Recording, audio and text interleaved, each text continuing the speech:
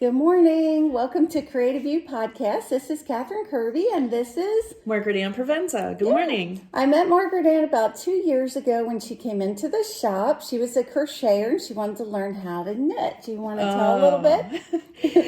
So my husband wanted hand knitted socks, and I had no desire to knit socks. Didn't know anything about knitting, and walked into the shop and thought, oh my, I'm in trouble, because my husband was with me.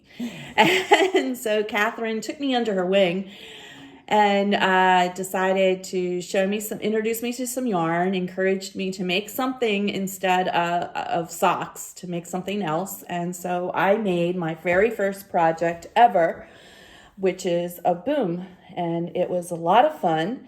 And I loved the color changing. We'll hold it up here. And it was fun to make. I enjoyed it. And so then I made a second project, and at that point I thought it was time to start socks, at which point now my husband has probably close to 20 pairs of socks. So well, transitioning from crocheting to knitting, what did you think about it? I had to concentrate a lot at first, and I was a thrower at first because I could concentrate and really control what was happening. And then the more that I was doing it, the more I tried to encourage myself to learn how to do continental, because you're holding your yarn a lot like crocheting. So I enjoyed that, and now I do everything continental now. A lot of crocheters come into the shop and they say, I can't knit. I've tried it. I can't do it. I'm used to one hook. And I say, well, think about the second needle as just your hand. I can teach a crocheter how to knit over lunch if I teach them continental, where the needle on the right hand is just like the hook and you're just pulling it through. So if you are a crocheter and you want to learn how to knit, don't talk yourself into not being able to do it. So this turned out beautiful. And what stitches did you have to know to do this? This is primarily everything is a knit stitch, and then it's been a while, Catherine. Yep. I think there was maybe knit two together maybe that I had to do. Yeah. I don't recall. I think you had to increase. What the boom means is boomerang, and a boomerang scarf, it's actually like this. And then when you take it off, it's like, wow. And so it's long at one end, and then it gets shorter, and you can wear it so many different ways. I mean, when MargaretAnn made this, I was so proud of her. I really was. We all were. And she was an inspiration to everybody. Oh, and, thank you. I did have one elderly lady in her 90s, and she said when she learned on Argyle socks. Can you believe that? Oh, wow. Because that's what young women did. They made Argyle socks for their boyfriend. So let's see some of these socks. So has your husband been happy? Oh, he loves his socks. And of course, right now it's wintertime, so he's wearing them like nonstop. And so these are not in any kind of order, but I have, as I said, I've actually made probably close to 30 pairs of socks. I've given some away, some to friends. I've mailed some off to relatives, and I really enjoy making socks. Mm-hmm. What pattern do you use? I make the first time magic loop pattern, only mm-hmm. I am using the Adi 10-inch circulars, and then just doing magic loop like at the toes. I'm not much on DPNs. This particular pattern I modified a little bit. I did every other row I was knitting and purling. So it kind of made a little bit of a ribbing. So it did a little bit of a different pattern. And I like that for a change. But the vanilla socks now, all these socks are clean, but they've all been worn. This is the vanilla. This is the actual vanilla magic loop. It's just a straight knitting. And then you do your heel flap and your heel turn. And then the straight knitting again till you get to the toe where you do some decreases. And do you know what heel technique it is? These are the actual, that pair is actually the pattern. Okay. And this pair is the Hermione, is that, okay. Where it does a little bit different right here. And I kind of, make them a little bit different every once in a while so that I don't get bored. So do you make socks for yourself? I have been making socks for myself. I'm not real fond of them yet, so I'm still trying to learn what yarn I'm gonna like. But I love this pair, and this is made with a fixation. This is Cascade Fixation. You get a little tiny ball about that big for like $6 to $7, and believe it or not, it makes a pair of travel socks. Absolutely, it's the travel sock pattern. I really like this pair. They fit well, and they're shorties. So I haven't worn these yet. I'll be wearing them, I guess, in the summertime or spring or summer. Well, they're so fun because you barely do a couple rows and you're right into the heel. And they have stretch because the yarn has 0.7% spandex. So if you made them for, say, a man, you'd have to make them bigger. But even a preteen and maybe even a child. And then they have splash colors and they have striping colors. So it's a lot of fun. I had a customer that made 26 pair of these for Christmas gifts. Oh, wow. And I said, oh, all your family's going to be spoiled. And next year, that's what they're going to expect. Absolutely. There used to be a podcaster. I wish I could think of her name because I liked her so much. And she made clogs one year and they were huge. And then she felted them. And then she made socks for all the guys that worked with her husband. The following year, she's taking classes, she's learning Russian, and she makes them a stack of dishcloths. And when he gave them out, they're like, where's our socks at? Uh-oh. Yeah. So, right. I do have the very, very first pair that I ever made. I made these for my husband, Ted. However, they don't really fit him. They fit me. So, I did bring these along today. Is that Patton's Croy? This is Patten Croy. Yeah, I sell a lot of Patton's Croy. I mean, it's not a super soft, indies, specially dyed, but my customers like it a lot. And it does pretty striping. You can get marled colors. Yeah. They're a lot of fun. As you can see, I'm starting to change it up a little bit, doing some other different things. But I'm not just a sock knitter. I actually decided that it was time to make a sweater. Mm-hmm. And so I did make my very first sweater. And I know this is an Andrea Mowry. No, it's Alicia Plummer. Oh, Alicia Canada. Plummer. Okay. She does really nice patterns. I like her patterns a lot. Is it campside? Campside. You can do a campside pullover. You can do a campside cardigan. So I like it. It's made with silk. I believe Cotton it was 50%. And it was a challenge for me. Definitely a challenge. I suffered through Sleeve Island for quite a while. So tell about the sleeve issues. Well, I ripped them out 3 times, and the first time they were too tight.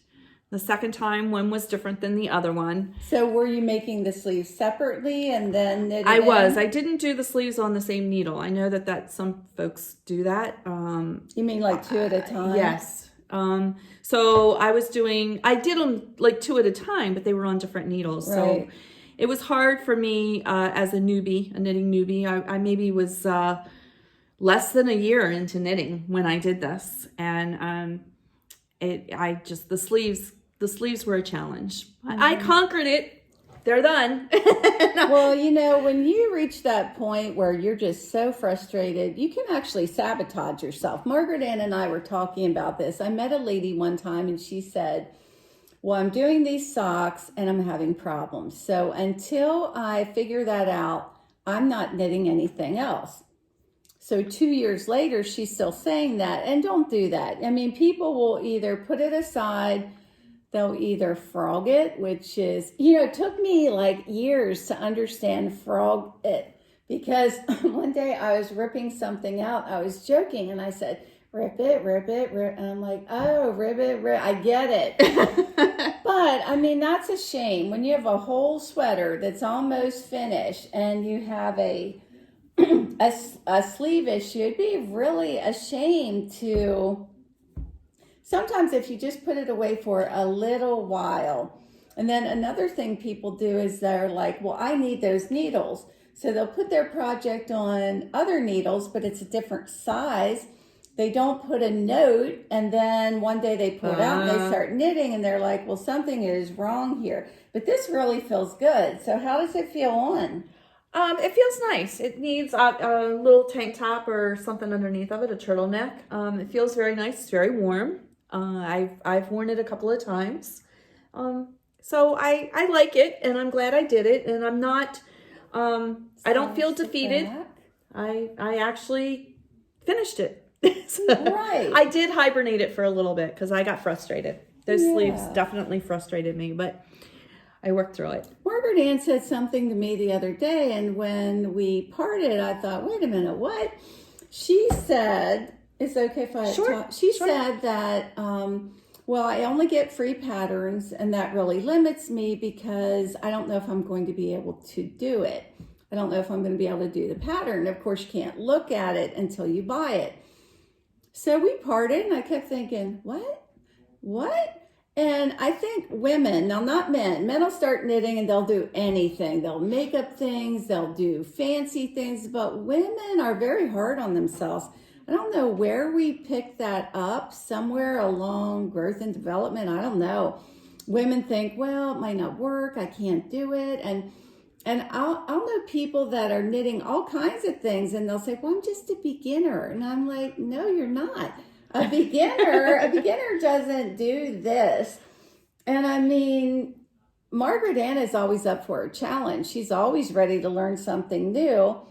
And if you go back and you look at Vogue magazine, knitting magazine issues from like the 70s, what they call easy, today we'd call intermediate. So somewhere we dumb things down too, but you know, there's always people that can help you. And there's not that many things, you know, there's decreasing, increasing, yarn over. So, you know, don't be, I have people that won't make a sweater. And I said, look, if you do it in the round, you've done cows. So all you're really doing is putting stitch markers here and there, and you're increasing before and after every other row. And so it's almost like a cow with, you know, these extensions, and then you get to a point where you put these on holders. You know, and the thrill of wearing something that you've made and the feel of, because let's face it, most things that you buy are made with cheap yarn. Even some of the expensive companies, it's still made with cheap yarn. So making something that you've made, it's really a thrill. It is. And then when somebody says, oh, did you make that? Yeah, you feel really proud. And so what else do you have? I have a shrug, which it does not fit me. So I probably will gift this to someone, but it is, you make like a rectangle, and then the way you sew it turns into a short little shrug. It's like a little bolero type thing. Here, I'm showing you the wrong side. And this is mohair? It's a blend of mohair, and I don't recall what the other one was, but yes, it has mohair in it. So that was my first and only at this point mohair project. I have some to do some other projects, but I haven't started any of those yet. I do have another shawl here that I made, and this is 100% baby alpaca. And that's pretty. I don't remember the name of the pattern. Wow, I like the little design. Yeah, I like it a lot. This was fun. This is soft. And then I decided that I really liked the variation of the colors, and I decided to do like a little tiny stripe to kind of tie it in. It didn't call for that. That is really so I nice. sort of added that to give it a little bit more character. So was this yarn very warm. Was this a self-striping yarn that changed colors? No, it was not. Oh, okay. It was the 3 different skeins. Oh, you know, details really tie together a project. And some people get to the point, oh, I just want to be done. I'm tired of doing this. and just zip and I'm done. But it is really the details at the end. And to me, that's the last time you get to like love this project before it's finished. Absolutely. And I think that is really a nice ending. Thank you. Yeah. That is really I try nice. to make sure that I have a couple of different projects going on. I know you mentioned about someone that just was concentrating on the socks, but I try to keep a pair of socks always on because they're kind of simple and they're very easy to take somewhere to knit if you're in the car or in a restaurant or something. But then I also try to keep a larger project going, like a shawl. When I had the sweater going, I probably had a shawl and the sweater going. But I always think that, that way you're rotating your projects and you're not getting bored and you're able to get more things finished. It's awesome when you finish a couple of projects all together. I know. Bang, bang, bang, bang. Well, let's see the rest of your socks. Well, I have a special pair of socks. This is a one and only. They will not happen again. There are two. This was a huge challenge for me. These were thrums that I made for my husband. Can you tell them what thrums are? Thrums are where you're knitting with roving and you're putting the roving on every so many rows. Mm-hmm. Is that explaining it right? So you have roving, which is not plied, and you take it and you pull it apart and you make it into a circle and pinch it in the middle so it looks like a figure 8. And then every so many stitches, one loop goes on the outside and one loop goes in the inside. So they were a challenge. I tend to have a little bit of arthritis, so that was why it was a challenge. They were not hard. Uh-huh. It was the typical. I used my vanilla sock pattern, and just went with that.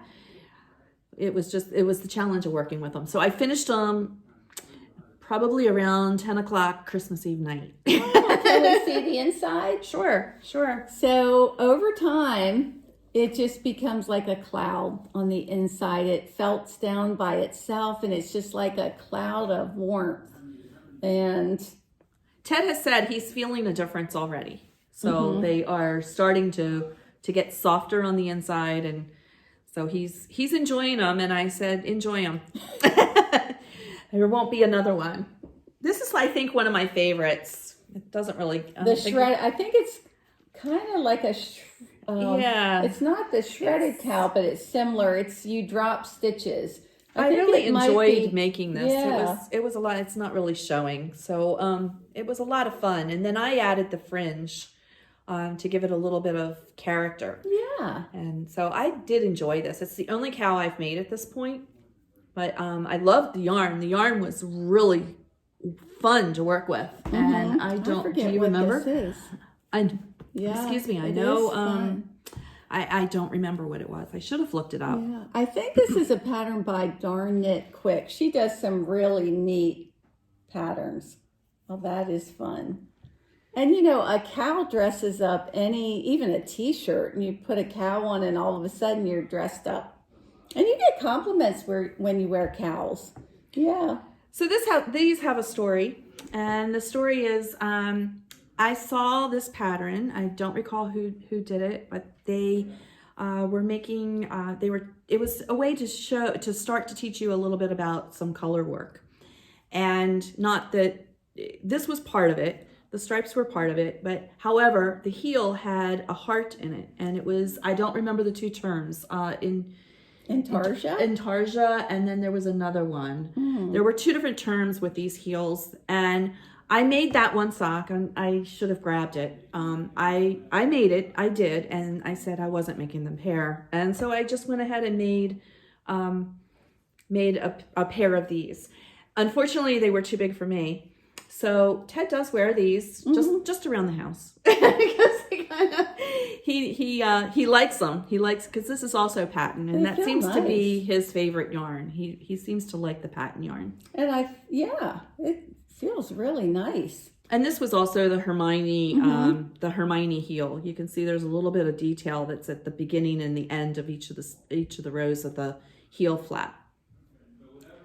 Wow. I mean, when I met MargaretAnn, if I would have ever dreamed she was going to become the sock queen of the shop. I actually set a goal for myself in 2020, and my goal was to make a pair a month. And I thought, oh, if I can just make a pair a month, that I would be happy. I made 27 pairs in the month or the year of 2020. And I guess the pandemic had something to do with that. So what about giving socks as a gift? Does it create a need for more or a want for more? Well, there is a funny story. I have given gifts, socks as gifts, and I have a friend who has some health issues, and she lives in Missouri, and so I decided as a surprise that I was going to make her a pair of socks. And so it couldn't really be a true surprise because I knew she had some issues. As I said, she has health issues. And so I asked her size. I didn't tell her I was making socks. I just asked her size. And she told me some things about her ankles being swollen and the fact that she liked shorter socks. And so I did a pair of socks out of pattern yarn. And it turned out to be the softest pattern yarn I've actually ever knitted with that came from Creative You. So, and I sent them out to her and she absolutely loved them. And then I decided, all right, well, because she's in and out of the hospital a lot, I'm going to have a pair always on hand for her. And so I knitted another pair, had it on hold, and I sent them out. And then I had another one and I sent that one out. And her husband said, well, what does it take? Do I have to move to Antarctica to get a pair of socks from MargaretAnn? And so I did make her husband one too. And so they're enjoying some socks in Missouri. So how long does it take to make a pair of socks? If I concentrate on the socks and I don't really concentrate on any other little tiny projects or things that I have going on, I can whip out a pair in anywhere from 5 to 7 days. Oh, that's good. Yeah. They say about 18 hours. So I don't know. And that, you're not always just sitting there knitting either. Right. Okay, Yeah. so let's see the rest. I think this might be, aside from more socks, this might be the last. This was a different kind of a project, and I absolutely loved it. I know this was. have the wrong side there. I know this was Painted Desert yarn. Painted. Maybe Painted Sky. Well, Painted Sky. Knitting Fever created Painted Sky. I loved this yarn. It was so much fun to work with, and the colors were a lot of fun, and I liked the pattern a lot. Catherine doesn't think I'm a knitting newbie, but I still do, because as a knitting newbie, I kind of misread some of the patterns, and I don't realize it until I've really gotten too far to rip it out, to frog it.